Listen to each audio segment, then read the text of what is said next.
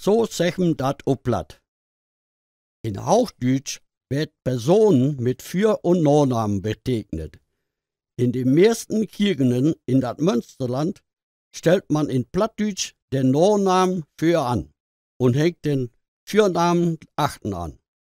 An den Nachnamen hängt man dann in S auf in N an.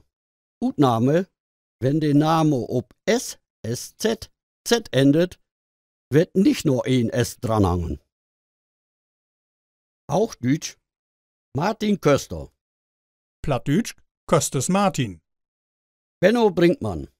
Brinkmanns Benno. Anja Wiedkamp. Wiedkamps Anja. Tim Wiedkamp. Wiedkamps Tim. Monika Brügge. Brüggen Monika. Matthias Brügge. Brüggen Matthias. Anna Bolte. Bolten Anna. Olli Lenz. Lenz Olli. Christian Voss. Voss Christian.